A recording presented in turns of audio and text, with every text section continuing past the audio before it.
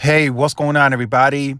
This is Tyrone back with Tech Life. Great article from Reuters. I'll leave a link to it in the description so you guys may check it out.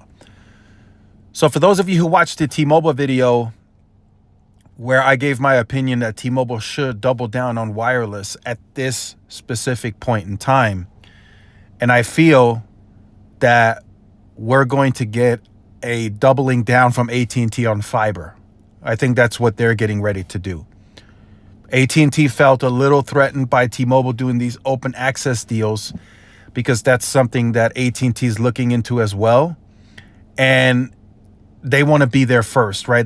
When AT&T does these open access deals, from what I've been told and what I've been hearing, AT&T wants to be the only provider in those areas that are doing these types of open access deals. They don't really want to have any real competition when it comes to the open access.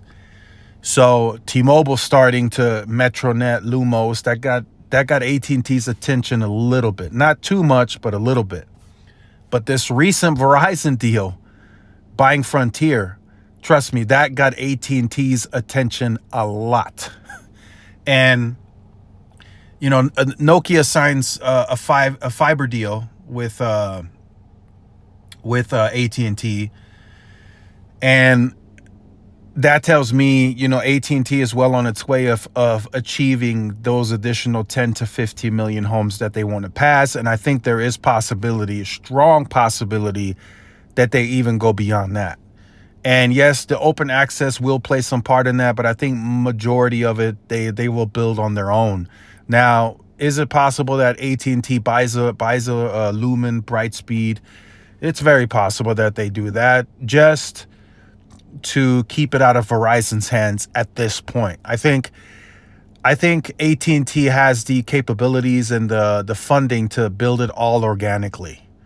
I 100% am on board with that because that's their expertise. They know how to do it. They have the money, right? They spend 22 billion capex, and then the capital allocation is majority towards fiber.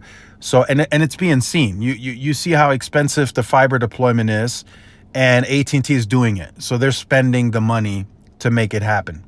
So I feel that AT&T now is getting ready to double down on fiber. I think they want to expand even more outside of the footprint that they own and operate today.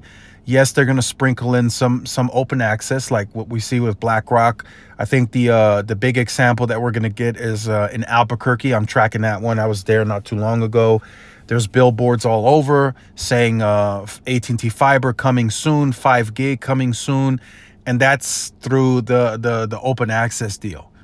So that'll be interesting to keep track of as well. But I don't think they do the 10 to 15 million expansion homes passed, you know, all open access. I think majority of that will still be their own organic build, and it'll be very expensive, but it seems to be worth it. It seems to be very worth it. More worth it than anything that they're doing on wireless today, right? At least the returns.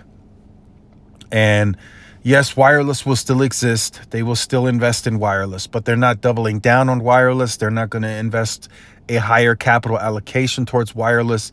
It's just not happening. They're looking to cut costs on wireless. Look at the Ericsson deal. That was all due to cost savings. So keep that in mind.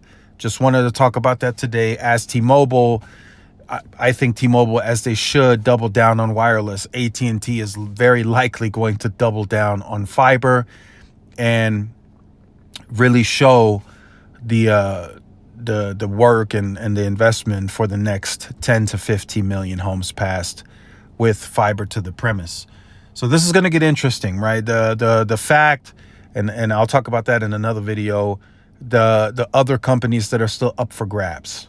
I think AT&T could buy Lumen, or I think it's Brightspeed now, or CenturyLink, whatever, to just keep it out of Verizon's hands.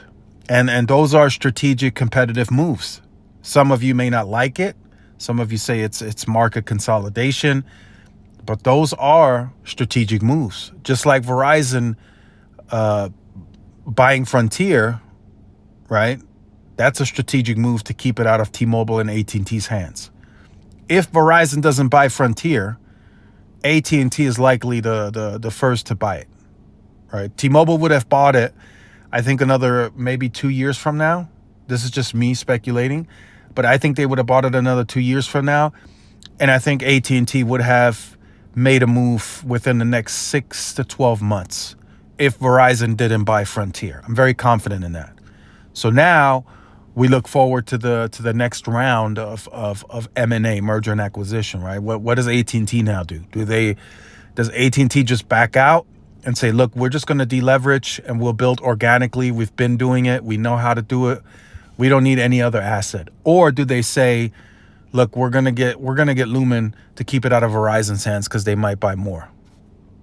It's all possible. It's all part of competitive landscape. So we'll see how it turns out. So let me know your thoughts in the comments. Like, share, subscribe if you're new. Follow my social media outlets. This is Tyrone with Tech Live. See y'all in the next one. Peace.